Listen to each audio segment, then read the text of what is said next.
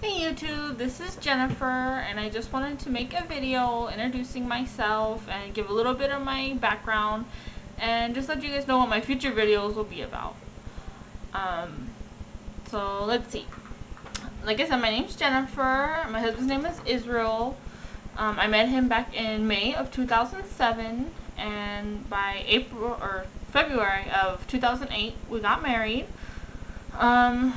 We waited about 6 months or so until we started trying to get pregnant. About 6 months went by, nothing happened, didn't get pregnant, so I went to the doctor and he prescribed me some Clomid and told me to do 6 months of that, so I did that. Still nothing, no monitor or anything, just kind of took it and kept your fingers crossed kind of deal. So after the 6 months, we went to a fertility specialist. And when we went to the fertility specialist, he actually diagnosed me with PCOS, which is polycystic ovarian syndrome. You can Google it and it'll give you a lot of information. But basically what it is I don't produce, my eggs never produce into a fully developed egg. They kind of stay small, almost like a cyst, which is why they're the polycystic ovaries. And then also during that, we discovered that my husband also has a low sperm count. So we kind of had two things working against us. After doing all that, we did some research and we decided that we were going to try and proceed with an IUI, which is intrauterine insemination.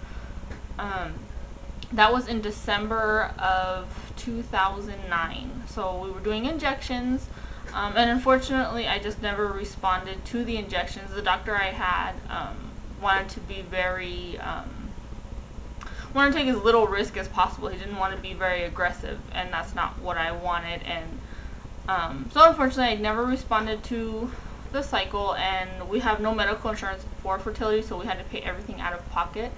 And at the point when we needed to purchase more injections, it was just too expensive and we just couldn't afford it, so we just ended up stopping the cycle. So I never actually got to complete a full cycle of IUI because I never actually ovulated or even got an egg big enough to make it ovulate or to make myself ovulate.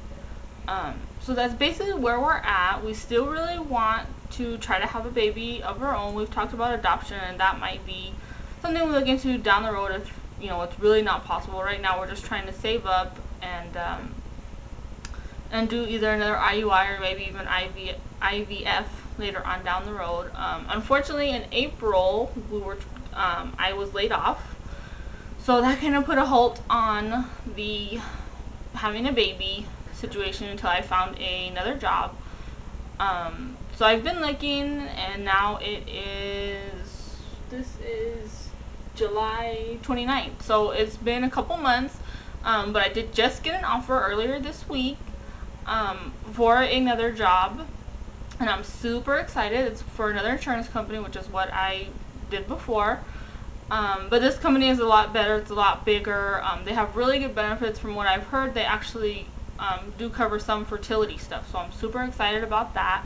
And once I get hired on, maybe within the next year or so, hopefully we'll be able to use those medical benefits for the fertility and maybe go back and maybe even do another IUI or IVF. So I'm super excited about that. My new job starts August 9th. So I am basically just waiting for that. I've tried a couple of things here and there on my own to just, to try to get pregnant. I've heard Geridol helps, Geridol Complete, so I took that. I wouldn't say it didn't help, but when I took it, I was bleeding, constantly every day. So that really didn't help the situation because you can't really baby dance when you're bleeding. Well, I guess you could, but that's not something that I want to do regularly, so I stopped taking that. I've also taken chasteberry, which I read was supposed to help, and that did help a little bit, but it didn't really bring my cycle back, which is what it's supposed to do, is help you menstruate regularly. So I didn't continue to take that, and that's pretty much it. I got on birth control on Yaz, and that was horrible. I don't know, maybe it was just me, but I hated it. I took it for a month, and once my cycle came, I was in so much pain. I had these humongous blood clots. Sorry if that's too much info.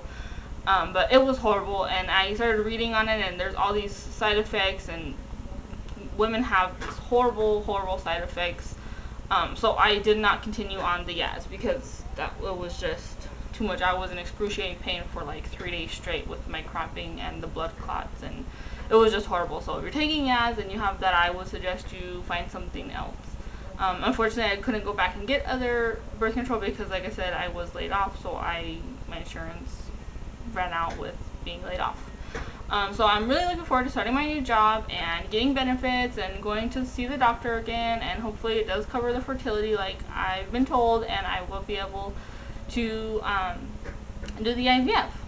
But basically for now, I'll just kind of keep you guys updated on just what's going on in my life as far as what's going on with my job, where we are at on the TTC journey, and hopefully people will see my video and maybe respond with their success stories, because there are times when I do feel discouraged or it's not gonna happen, because I'm 25.